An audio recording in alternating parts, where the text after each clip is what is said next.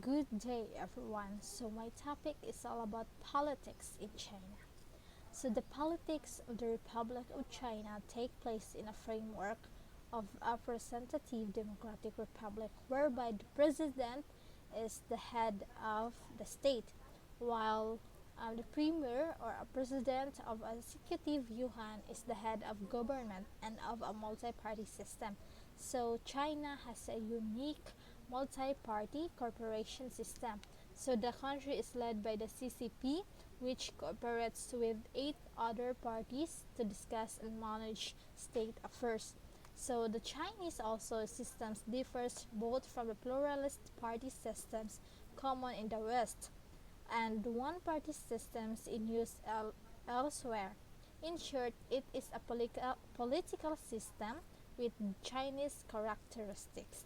So the CCP has that kind of ruling in the politics of China. So CCP is the Chinese Community Party. CCP involves 7 million members and it is about 6% of population. So CCP also is quite have a criteria for recruitment. Um, Education, age, gender, and urban bias. That is one of the requirements to be part of the CCP. So, CCP also is most key positions held by CCP members.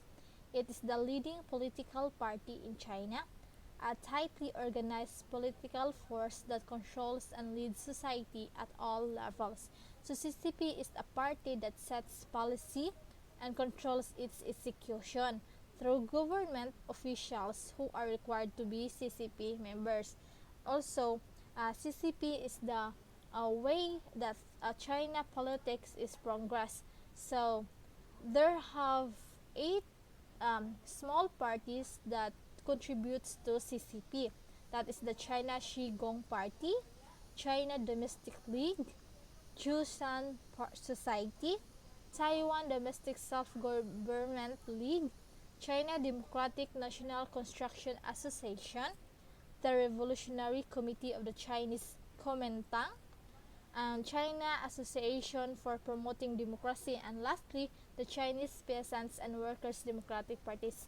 These 8 small parties involves is give an betterment and kanang reliable progress in the CCP together in a one politics in China. So these 8 practices, uh, this means a lot in China. So what does this mean in practice? So the CCP consults this kind of practice is a way of or a step on how to be a how to control, how to lead the CCP itself. So the CCP consults the other 8 political parties on major principles, uh, policies, and issues, and they supervise each other. So this is the first step that a CCP would do. So next is members of the 8 parties hold posts in central and local governments as well as judicial organs. Next is governments at various levels cooperate with the 8 parties, allowing them to participate in and deliberate on administrative affairs. So, next and lastly is the 8 parties participate in consultation on major state issues through the Chinese People Political Consultative Conference or the CPPCC, um, a political advisory body under the leadership of the CCP. This is the practice that a CCP and the 8 parties are going to do. Uh, Next is what are the benefits of the system? So in the system, it benefits that China's political system is encourages parties, organizations, and representatives from various circles of Chinese society to discuss basic policy as well as important political, economic, cultural, and social issues. So these um, uh, political systems uh, gives benefits to China. So um, through gathering and discussing the basic policy as well as the importance of the political and economic, cultural and social issues that they have. So the CCP General Secretary is Hu Jintao. You can see it in the picture that shown below. Next is the political generations in China. That is Mao Zedong, Deng Xiaoping, and Jiang Zemin. That is the um, three political generations in China. Next is the fourth generation is Hu Jintao and Wen Yebao. They are the fourth generation.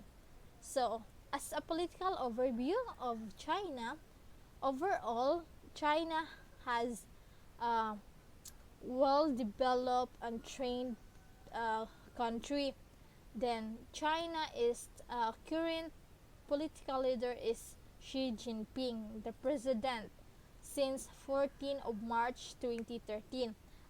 He's still running the president position because of the approving of the National People's Congress that it could be removed the two-term limit on the presidency. So, uh, for the five-year team, Xi Jinping has gone so fast and delivered his duty as president in China. So next is Wang Yishan is the vice president since 17 March 2018.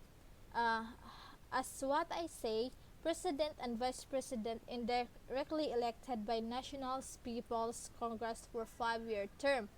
The NPC approving the removal of the two-term limit on the presidency, effectively allowing Xi Jinping to remain in power for life. Then the political situation in China has been stable, with the Chinese Communist Party firmly in power.